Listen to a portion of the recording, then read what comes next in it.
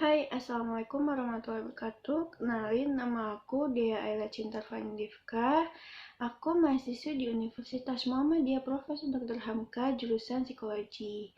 Video ini aku buat untuk memenuhi tugasku di mata kuliah Psikologi Dakwah.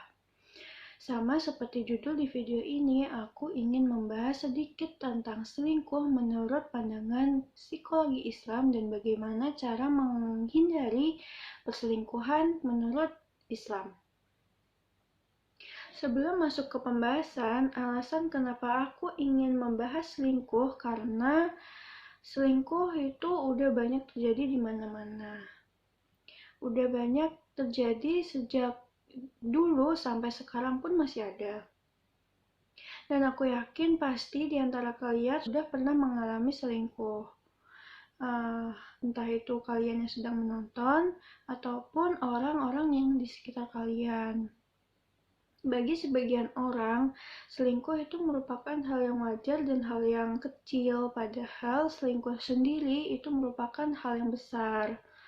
Di dalam agama Islam, selingkuh itu merupakan hal yang dilaknat dalam sebuah pernikahan. Sebagaimana disebutkan di dalam Quran Surat Al-Isra ayat 32 yang artinya, dan janganlah kalian mendekati zina karena zina merupakan hal yang keji dan jalan yang buruk. Perselingkuhan bisa diartikan sebuah pengkhianatan dalam arti pengkhianatan dalam sebuah komitmen dan prinsip-prinsip dalam sebuah pernikahan. Dan biasanya perselingkuhan itu terjadi diikuti dengan perbuatan-perbuatan zina.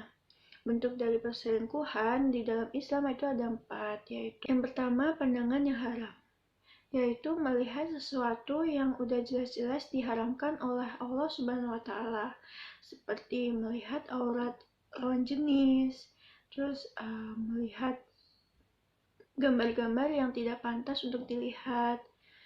Yang kedua, perbincangan yang haram, yaitu perbincangan yang dilakukan dengan maksud menarik perhatian lawan jenis atau menggoda. Yang ketiga, pertemuan yang haram, yaitu pertemuan yang bertujuan untuk bersenang-senang dan tidak dilakukan dengan pasangan yang sah. Yang keempat, hubungan yang haram adalah hubungan yang dilakukan dengan yang bukan pasangan yang sah. Lalu, kenapa sih selingkuh itu bisa terjadi? Hal itu bisa terjadi karena 2 faktor. Yang pertama, ada faktor internal dan kedua ada faktor eksternal. Yang pertama, faktor internal.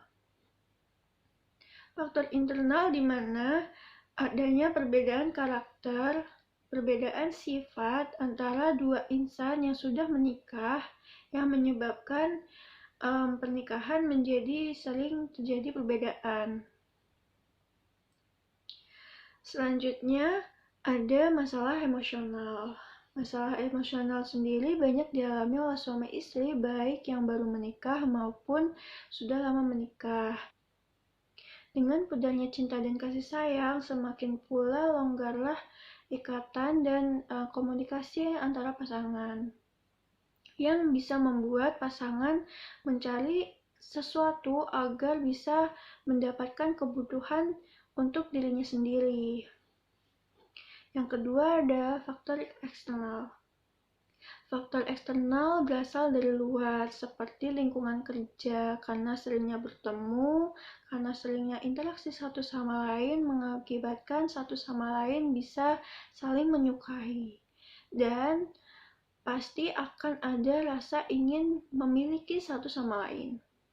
Dampak atau bahaya perselingkuhan secara psikologis dapat berdampak pada beberapa hal, seperti kehilangan kepercayaan terhadap pasangan, perubahan mood, ketidakstabilan emosional yang bisa mempengaruhi kehidupan secara keseluruhan dan berpotensi terganggunya secara mental.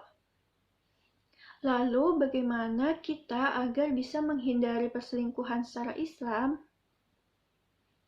Yang pertama, menjalani kehidupan rumah tangga secara Islami. Tujuan pernikahan terdapat di dalam Quran surat Ar-Rum ayat 21, yaitu mewujudkan rumah tangga yang sakinah, mawadah, dan warahmah, yakni terjalinnya cinta kasih dan tercapainya ketentraman hati, melanjutkan keturunan dan menghindari dosa, mempererat tali silaturahmi seperti sarana dakwah dan menggapai ridho Allah Subhanahu wa taala. Jika tujuan pernikahan yang sebenarnya dipahami dengan benar, maka insya Allah bagi suami istri lebih mudah untuk meraih keluarga yang sakinah, mawadah, dan warahmah. Dan kedua, mengatasi persoalan suami istri dengan cara Islami, dengan cara berkomunikasi dengan satu sama lain, dan tidak melibatkan orang lain di dalamnya. Dan jadikanlah sabar dan sholat sebagai penolongmu.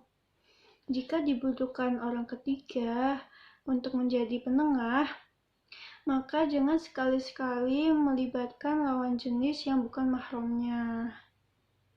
Yang ketiga, menjaga pergaulan dengan lawan jenis di tengah-tengah masyarakat. Islam memerintahkan pria dan wanita untuk menutup aurat, menahan pandangannya terhadap lawan jenis, melarang pria dan wanita berkhalwat, dan melarang wanita bersolek dan berhias di hadapan laki-laki asing yang bukan mahramnya. Yang kelima, memberikan hukuman bagi perilaku perselingkuhan. Di dalam pandangan Islam, seorang yang berselingkuh mendapat hukuman sangat berat, yaitu harus dicambuk 100 kali. Semoga kita terhindar dari perbuatan selingkuh atau perselingkuhan, dan semoga kita semua dilindungi oleh Allah Subhanahu wa taala dari perbuatan-perbuatan yang tercela. Jika menurut kalian video ini sangat bermanfaat, jangan lupa di like, komen, dan share ke teman-teman kalian ya. Sekian video dari aku. Wassalamualaikum warahmatullahi wabarakatuh. Bye-bye.